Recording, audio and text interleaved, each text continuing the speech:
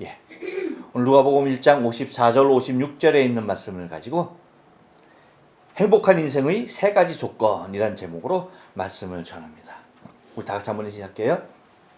옆 사람과 앞뒤 사람 그리고 사랑하는 가족들과 함께 인사하실 때 지난 한 주간 동안 평안했습니까? 인사합니다. 지난 한 주간 동안 평안했습니까? 평안했습니까? 평안했습니까? 여러분 행복하십니까? 아멘. 예. 이렇게 표정만 봐도 행복이 아주 그냥 닥치닥치 붙은 게 보여요. 그러면 무엇이 여러분의 행복인가요? 행복하다라고 다 같이 크게 아멘 했는데 무엇이 여러분의 행복입니까? 과연 인간은 무엇으로부터 행복해지는 걸까요? 인간은 너나 없이 행복한 인생을 살기를 원하고 있습니다. 그렇기 때문에 행복 추구를 위해서 많은 노력을 하고 일을 하며 행복을 위하여 최선을 다하고 있는 것이 우리 인생들의 보편적인 삶의 모습입니다. 복이 있도다라는 제목으로 말씀을 드렸을 때에 드린 것과 같이 인간이 가질 수 있는 복을 갖게 된다면 우리는 모두가 다 행복하게 되리라고 믿습니다. 또 그 복을 그렇기 때문에 매우 갈구하는 것을 우리는 바라보게 되어져요. 그 복들이 있으면 나는 행복할 수 있어 라고 하는 그 갈망이 있다는 겁니다. 하지만 여러분, 여러 번 말씀드린 대로 인간이 추구하는 복들은요, 그런 것들이 우리가 보통 생각하고 있는, 우리가 늘 일상적으로 생각하고 있는 그런 복들이 많아지면 많아질수록 인간을 행복으로 이끄는 것이 아니라 불행의 늪으로 이끌어 간다는 것을 점점 느끼게 된다는 거예요. 처음에는 이것만 있으면 좋겠어 라고 하는데 정말 그것이 있어요. 그러니까 어떻게 해요? 행복합니다. 근데 며칠 가니까 이거보다 더 많았으면 좋겠어 라고 하는 거예요.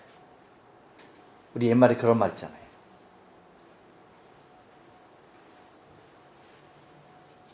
걸으면 말 타고 싶고 말 타면 종 부리고 싶고, 그렇죠?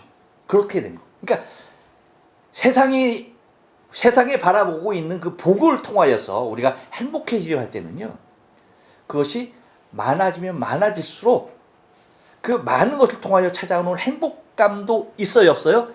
있어요. 분명히 있습니다. 근데 그것이 많아지면 많아질수록 왜 사람이 점점 불행해지는 걸까요? 근데 그러면 왜일까요? 다른 데 있지 않아요. 많아지면 많아질수록 사람은 그 많아진 것만큼 그것보다 더 큰 부족함을 느낀다는 거예요. 그렇기 때문에 가진 것을 통하여서는 결코 만족할 수 있는 인생이 있다 없다? 없다. 곧 많으면 많을수록 더 목말라 하고 더 갈망하게 된다는 것입니다. 2024 다니엘 기도회가 끝났어요. 여러 강사들을 통하여서 은혜를 체험하는 시간이 되었습니다. 여러분, 어느 강사 시간에 가장 큰 은혜를 받으셨습니까? 혹시 기억나는 사람 있어요? 제가 보기에는 아마도 제가 딱 찝으라고 한다면 여러분의 환경과 조금 처지가 딱 맞아떨어지는 사람의 간증이 아마도 가장 크게 와 닿지 않았을까 하는 생각이 듭니다. 근데 여러분, 사실 어느 해나 다니엘 기도를 통하여서 조명되는 부분은 한결같아요. 어떤 거예요? 다른 것 아니에요. 여러 강사, 각양각색의 강사들이 와서 간증들을 하는데 거기에 하나같이 말하고 있는 것은 뭐냐? 여러분, 다른 것 아니에요. 쉬운 인생이 없다는 거예요. 그래 안 그래요? 그리고 세상이 만만치 않다는 거예요. 또한 삶을 살아가면서 느끼는 그 무게가 보통 무거운 것이 아니라는 거예요. 곧 인생의 우여곡절이 엄청 심하다는 겁니다. 이러한 인생의 어려움을 해결할 수 있는 방법으로 세상의 것을 찾으려고 애를 쓰고 수고를 해봤지만 점점 좌절하며 그 나락으로 떨어지는 것들을 경험하게 된다는 거예요. 그래서 인생의 모든 문제는 인생을 만드신 하나님께 돌아와야 한다는 것이었어요. 아멘. 그것이 모든 강사들이 다 한결같이 얘기하는 것들이에요. 아멘. 하나님 앞에 왔을 때에 진정한 행복이 있고 기쁨이 있고 만족이 있다는 거예요. 아멘. 세상의 것을 통하여서 내가 만족하려고 했고 행복하려고 했고 그것을 통하여 무언가 성취하려고 했지만 그것은 아니었다는 것이죠. 여러분, 오늘 본문을 통하여서 말씀하고 있는 이 부분이 바로 우리 가만히 보면 두려움 반, 기대감 반으로 달려왔던 마리아의 발걸음이었잖아요. 그렇죠? 사가랴의 집으로 달려가잖아요. 가브리엘을 만난 다음에 달려가고 있잖아요. 근데 사실 그 기대감 그리고 거기에 대한 또 뭐예요? 불안함, 두려움 있는 것 아닙니까? 그 모습으로 달려갔는데 반신반의하고 달려갔는데 오늘 성경에서 보면은 56절에 보면 뭐라고 얘기합니까? 다 같이 한번 읽어볼까요? 마리아가 석 달쯤 함께 있다가 집으로 돌아가니라라고 얘기해요. 얼마를 함께 있었다고요? 석 달을. 여러분, 석 달을 자신의 집이 아닌 친척의 집에 머물 수 있었다? 그 이유가 과연 뭘까요? 내 집이 편해요? 남의 집이 편해요? 내 집이 편해요? 친척 집이 편해요? 아, 다 내 집이 편하구나. 자, 내 집은 다 쓰러져가는 학고방이야. 근데 내 친척 집은 궁궐이야. 내 집이 편해요? 친척 집이 편해요? 내 집이 그래서 여러분들은 다 학고방에 사는구나. 아, 나 몰랐네. 아, 난 왜 그렇게 그냥 구질구질하고 이렇게 작은 집에 사나 했더니 그게 좋아서 그렇구나. 아, 그렇구나. 저만 혼자 좋은 집에 사는 것 같아? 궁궐 같은 집에? 자, 여러분. 친척집이라 할지라도 그 집이 편할 수가 없는 집이에요. 그렇죠? 더군다나 하루 이틀도 아니고 거기서 석 달을 묵었다는 건요. 다른 말이 아니에요. 결코 그곳이 마리아가 느끼기에 행복하지 않은 곳이었다라고 한다면 있을 수 있었다 없었다? 없었다는 거예요. 마리아는 그곳에서 머무는 그곳이 바로 자신이 행복할 수 있는 시간이었다는 거예요. 봐요, 여러분. 아무리 힘들고 어려워도 또 반면 우리가 아무리 잘 나가고 형통한다 할지라도요. 결론은 뭐냐? 여호와께서 행하신 일 가운데 있는 우리는 그때 비로소 행복하다는 거예요. 아멘. 그러니까 우리가 아무리 어려워도 그리고 우리가 아무리 반면 잘 나가도 그런 것들은 우리의 행복에 어느 정도 영향을 줄 수 있어도 절대적인 영향은 줄 수 없다는 거예요. 인간이 행복할 수 있는 조건이 오늘 본문을 통해서 가장 깊이 새겨져 있는 부분인 것을 우리가 발견하게 됩니다. 굉장히 짧은 말씀이지만 과연 인간은 어떠할 때에 행복할 수 있는 것일까? 행복한 인간의 세 가지 조건을 오늘 본문을 통하여서 말씀을 나눌 텐데 은혜가 있기를 원합니다. 여러분, 행복한 인생의 첫 번째 조건이 뭘까요? 한번 따라서 합니다. 도심입니다. 도심. 뭐라고요? 도심. 54절 상반절 말씀 보니까 그 종 이스라엘을 도우사. 그 종 이스라엘을 도우사. 이 말은요, 다른 말이 아니라 나의 힘이 되는 배경이 무엇이냐는 거예요. 여러분 등산해 보셨어요? 등산. 자전거 타보셨어요? 자전거. 자, 여러분 등산을 할 때에 언덕을 올라갈 때에 자전거가 됐던 걸어서 등산을 하던 간에 언덕을 올라갈 때에 그 힘든 상태에서 언덕을 올라가게 될 때에 누군가가 여러분 뒤에서 손가락 하나로 이렇게 밀어주기만 해도 어떤가요? 엄청 미는 거 아니야? 손가락 하나로 살짝만 밀어도요, 얼마나 수월한지 몰라. 자전거도 그렇잖아요. 타고 갈 때 뒤에서 누군가 한 번쯤만 밀어줘도 어때요? 얼마나 수월하게 올라갈 수 있는지요. 그러니까 뒤에서 불어주는 바람만 있어도요, 쉬운 거예요. 사실 인생을 혼자서 살아갈 수 있는 방법은 그렇게 많지 않아요. 또한 매우 힘든 것이 사실입니다. 사람이 모여서 사는 이유가 뭐예요? 서로 의지하고 도움을 주고받을 수 있기 때문에 함께 모여 사는 것입니다. 이렇게 여러분 사람의 도움도 크지만 정작 우리가 받는 도움은요, 하나님께서 행하시는 일이라는 사실이에요.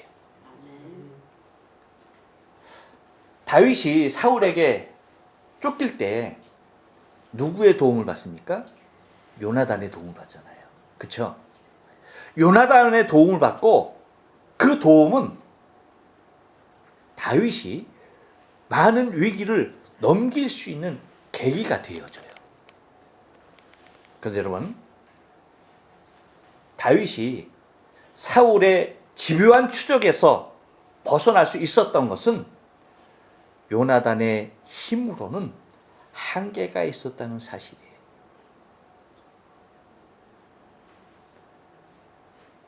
다윗이 사울의 손에서 그리고 가드에서 블레셋 사람들에게 잡혔을 때에도 그가 온전히 보존될 수 있었던 것은 그 누구의 도움도 아닌 하나님의 도움을 구하였기 때문입니다. 그래서 시편 56편 9절에서 이렇게 말하죠. 내가 아뢰는 날에 내 원수가 물러가리니 하나님이 나를 도우심인 줄을 아나이다. 할렐루야. 네. 다윗은 철저하게 나를 도우시는 분이 누구다? 하나님이시다 라는 것을 조금도 의심하지 않았고 한 번도 그의 생 가운데 놓치지 않았다는 거예요. 그런데 여러분, 인생의 삶 가운데서 다윗의 인생뿐이겠습니까? 우리의 인생에서도 도울 분은 오직 하나님 한 분이십니다. 아멘. 때론 우리가 젊음도 의지해봐요. 그리고 사람도 의지했고 물질도 의지해봤지만 정작 인생을 도울 분은요, 젊음이 아니었더라고요. 사람이 아니었더라고요. 물질도 아니었습니다. 오직 하나님 한 분이었습니다. 아멘. 여러분, 그래서 우리가 신앙생활에서 속히 더 행복하게 살 수 있는 길은요, 이것을 빨리 터득하는 것이 행복한 인생을 사는 제일 빠른 길임을 잊지 말아야 돼요. 아멘. 곧 내 인생의 삶 가운데서 나를 도우는 것이 무엇이냐, 나의 도움이 무엇이냐, 나의 도움이 어디서 올고 나의 도움이 여호와께서입니다 라고 하는 이 신앙의 고백이 얼마만큼 빨리 주어지느냐에 따라서 그 삶의 행복이 빨리 찾아오게 된다는 것입니다. 아멘. 여러분, 마리아의 삶을 돌아봐도 마찬가지예요. 마리아에게 있어서 모든 것이 너무 다 힘든 상황이었어요. 잉태도 그렇잖아요. 남자를 모르는 여자가, 아가씨가 잉태되어진다? 이건 얼마나 충격적인 일입니까? 잉태뿐만이었어요? 출산도 마찬가지죠. 출산할 때에 그에게 찾아오는 어려움, 해산을 해야 되는데 해산할 곳이 없어요. 그래서 마구간에서 몸을 풀어야 하는 그러한 상황이었고, 또한 육아 때는 어땠어요? 헤롯이 아기 예수를 죽이려고 그 칼날을 피해서 애국으로 도망가야 하는, 그 육아를 위하여서 피난해야 하는 그러한 일들, 어려운 상태가 지속되었지만 그때마다 하나님의 도우심은 이어지고 있었던 것입니다. 여러분, 행복이란 곧 행복한 인생이라는 것은 어려움이 없는 인생을 말하는 것이 아니에요. 무슨 얘기인지 아시죠? 서두에서도 말씀드렸지만 쉬운 인생이 있다 없다? 없다. 없다. 그럼에도 쉬운 인생이 없음에도 불구하고 행복한 인생은 존재하는 것입니다. 어디에 존재할까요? 하나님의 도우심을 받는 인생인 거예요. 하나님의 도움을 받는 인생이 행복한 인생인 거예요. 우리도 순간순간 하나님의 도우심으로 살아갑니다. 성경에 있는 수없이 많은 위대한 믿음의 선진들이 하나같이 하나님의 도우심 가운데 제대로 설 수 있었던 것을 바라보게 되어지죠. 여러분, 엘리야에게만 까마귀가 있었던 것이 아니에요. 저와 여러분에게도 까마귀가 있습니까? 없습니까? 있습니다. 만약에 그것이 없었으면 우리는 여기까지 오지 못했을 거예요. 아멘. 저와 여러분에게도 또 우리 교회에도 하나님께서 역사하시는 도움의 손길들을 통하여서 지금까지 올 수 있었던 것입니다. 아멘. 그런데 여러분, 앞으로의 삶도 마찬가지예요. 하나님은 여전히 우리를 도우실 거예요. 아멘. 이 모습으로 저 모습으로 우리의 때로는 필요에 따라서, 때로는 우리의 비전에 따라서 하나님은 반드시 도우실 것입니다. 아멘. 하나님의 도움이 절대적이며 이것이 행복한 인생을 살아가는 첫째 조건인 것을 잊지 말아야 돼요. 아멘. 행복한 인생, 어떤 인생이다? 도우심이 있는 인생.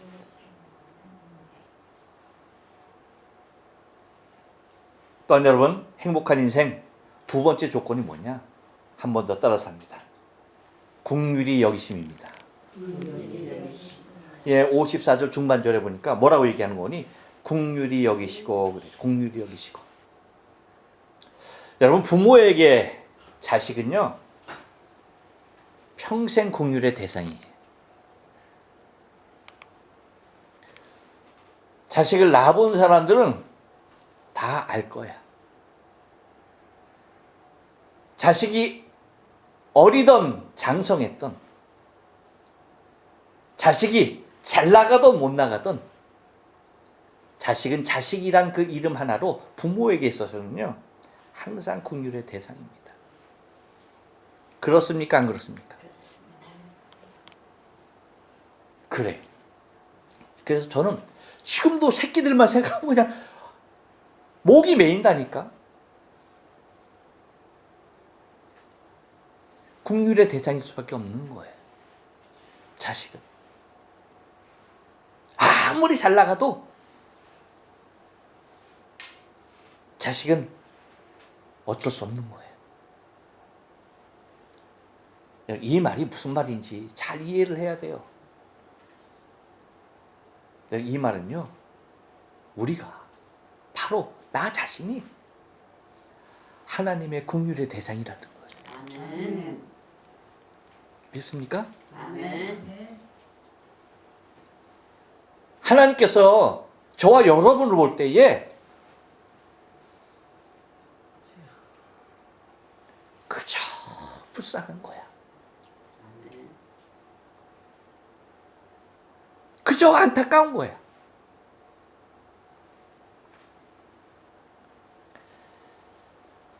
여러분, 우크라이나와 이제 러시아의 전쟁이 이제 막바지에 이르는 것 같아요.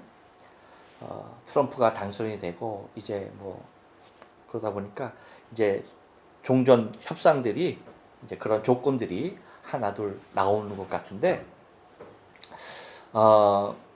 러시아에서 아무래도 이제 이 칼자루를 쥐고 있으니까 러시아의 입김이 많이 반영될 겁니다.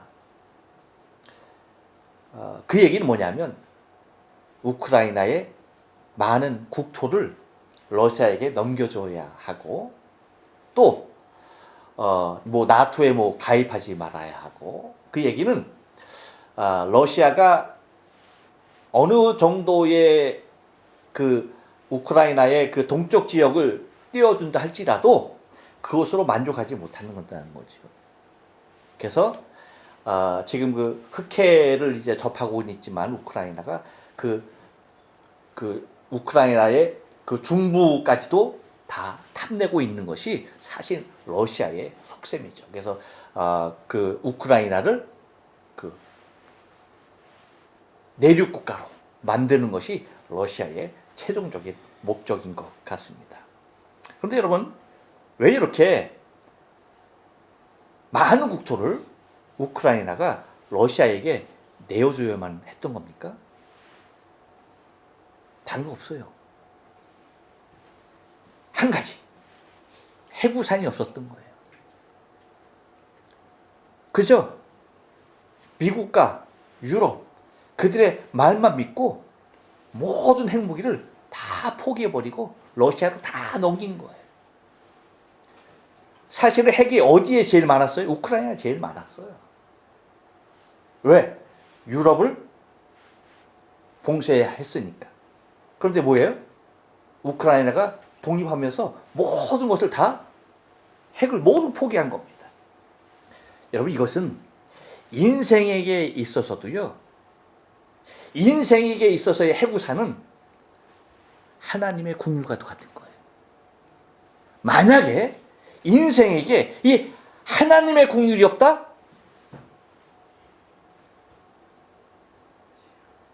여러분, 그러면 인생은 존재할 수가 없는 거예요. 하나님의 긍휼이 빠졌다, 인생에게? 살아 존재할 수 있는 인생이 없습니다. 왜요? 다 사탄의 밥입니다.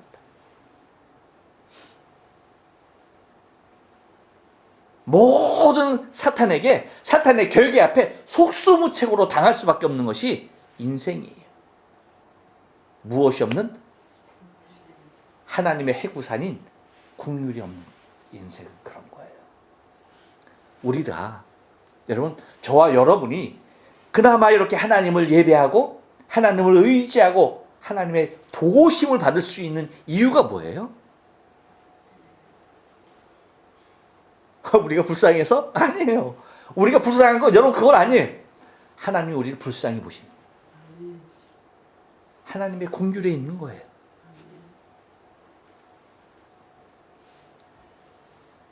여러분, 다윗은 그 누구보다도 그의 삶 가운데 많은 시간을 위기에 봉착하는 삶을 살았어야 했습니다. 그럼에도 불구하고 그가 이스라엘을 통일하여 왕권을 굳게 세울 수 있었던 건요, 그 수많은 위기의 순간마다 그는 하나님께 기도하였던 것입니다. 아멘. 무엇을 구하였을까요? 다른 것 구하지 않았어요. 자신을 긍휼히 여겨달라는 기도였어요. 아멘. 시편 56편 1절. 하나님이여 나를 긍휼히 여기소서. 하나님이여 나를 긍휼히 여기소서. 하나님이 나를 긍휼히 여기시면 된다는 거예요. 아멘.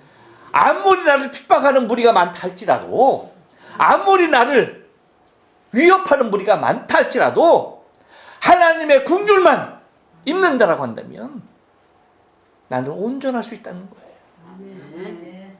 그것을 철저하게 믿고 철저하게 고백했던 사람이 다윗이. 하나님의 해구산 뭐다? 긍휼이다. 그래서 하나님이여 나를 긍휼히 여기소서. 사람이 나를 삼키려고 종일 치며 압제하나이다.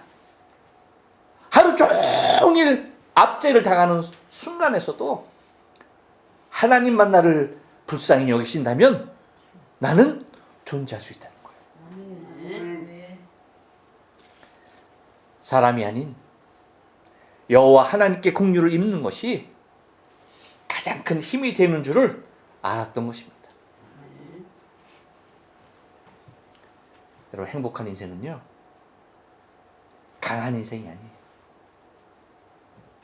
행복한 인생은요, 자기 스스로가 무언가를 다 할 수 있는 인생이 아닙니다.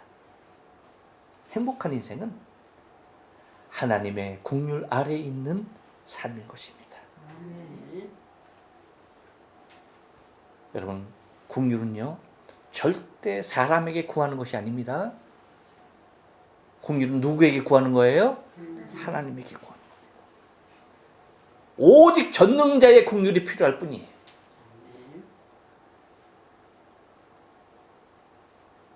하나님의 긍휼을 입는 자가 행복한 인생입니다. 또 하나, 여러분, 행복한 인생의 조건 세 번째가 뭔지 아십니까? 잊지 마셔야 하는데 한번 따라서 합니다. 기억하심입니다. 기억하시오. 예, 54절 하반절 말씀 다 같이 있습니다. 다섯 글자죠. 시작. 기억하시되. 할렐루야. 기억하시되. 예. 기억하심이, 하나님이 나를 기억하심이 행복한 인생 세 번째 조건이에요.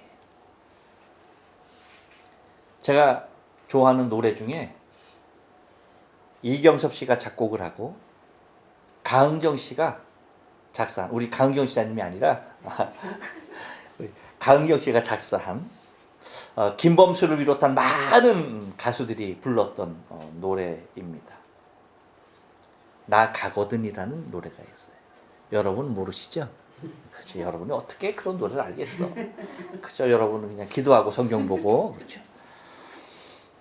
나 가거든이라는 노래가 있는데 아마 이 노래를 들은 사람들은 아마 이 노래가 싫다라고 할 수 있는 사람은 아마 아무도 없을 거예요. 제가 노래를 불러드리고 싶지만 좀 자제할게요. 가사만 불러드릴게요. 쓸쓸한 달빛 아래 내 그림자 하나 생기거든. 그땐 말해볼까? 이 마음 들어라 주라고. 문득 새벽을 알리는 그 바람 하나가 지나거든. 그저 한숨 쉬듯 물어볼까요? 난 왜 살고 있는지. 나 슬퍼도 살아야 하네. 나 슬퍼서 살아야 하네. 이 삶이 다하고 나야 알 텐데 내가 이 세상을 다녀간 그 이유. 나아가고 기억하느니 나 슬픔까지도 사랑했다고 말해주기를. 이게 1절이야. 가사만 들어도 막 그냥 더 은혜를 크게 받네. 그럼 2절. 흩어진 노을처럼 내 아픈 기억도 바래지면 그땐 웃어질까요? 이 마음 그리운 옛일로. 저기 홀로선 별 하나 나의 외로움을 아는 건지 차마 나 두고는 떠나지 못해 밤새 그 자리에만. 나 슬퍼도 살아야 하네. 나 슬퍼서 살아야 하네. 이 삶이 다하고 나야 알 텐데 내가 이 세상을 다녀간 이유. 나가고 기억하느니 내 슬픔까지도 사랑하기를. 부디 먼 훗날 나아가고 슬퍼하느니 내 슬픔 속에도 행복했다 믿게 라는 이 말을, 이 가사 내용을 여러분 한마디로 말한다면 다른 것 아닙니다. 모든 사람들이 공감할 수밖에 없는 이유가 뭐냐? 내가 세상에 왔다 가는 것을 누군가가 기억해 주길 바라는 마음이 간절히 묻어나오는 노래예요. 가사도 잘 썼지만 곡도 얼마나 좋은지 몰라요. 그러니까 이 노래를 들으면 누군가가 세상에 왔어. 근데 그냥 갔어. 살다 갔어. 그것을 아무도 나를 기억해 주는 이 없다고 한다면 너무 슬플 것 같아. 그렇지만 그 누군가가 나를 기억해 주는 그 사람이 있다고 한다면 너무 좋겠다는 거죠. 우리는 수많은 사람들을 만납니다. 저도 많은 사람을 만났죠. 제가 받은 명함만 하더라도 얼마나 많은지 모릅니다. 근데 가끔 명함 이제 정리하죠. 그러면요, 누구더라? 모르는 사람이 태반이야. 전혀 기억이 안 나요. 너무나 죄송해. 분명히 만나서 나에게 당신의 명함을 주신 것 같은데 나는 그분의 얼굴이 전혀 기억이 안 나. 누군지 모르겠어.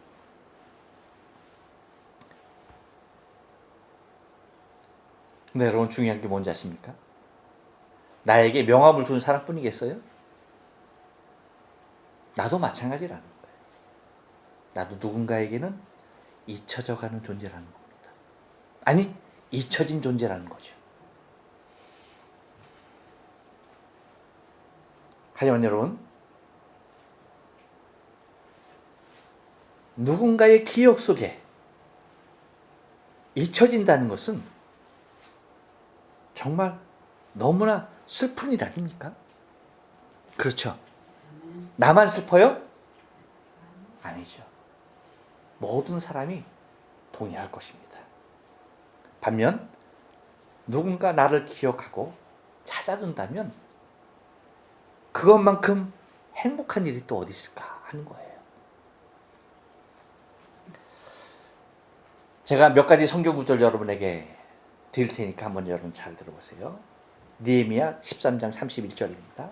또 정한 기한에 나무와 처음 익은 것들을 드리게 하였사오니 내 하나님이여 나를 기억하사 복을 주옵소서. 욥기 14장 13절입니다. 주는 나를 음부에 감추시며 주의 진노가 쉴 때까지 나를 숨기시고 나를 위하여 기한을 정하시고 나를 기억하옵소서. 시편 25편 7절입니다. 여호와여 내 소시의 죄와 허물을 기억지 마시고 주의 인자하심을 따라 나를 기억하시되 주의 인자하심을 인하여 하옵소서.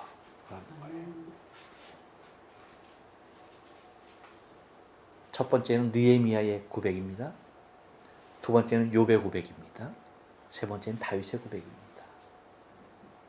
이렇게 위대한 믿음의 선진들도요, 자신들이 여호와께 기억되기를 얼마나 간절히 원했는지 몰라요.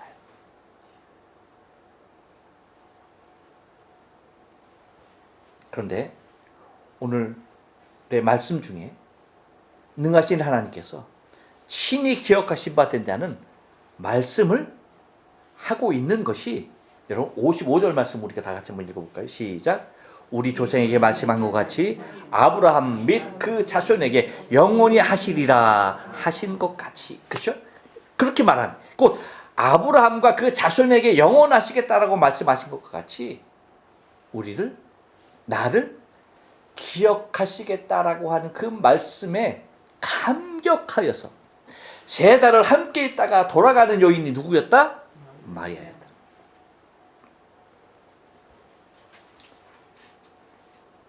여러분, 저와 여러분이 이 세상에서 왜 기뻐해야 하느냐?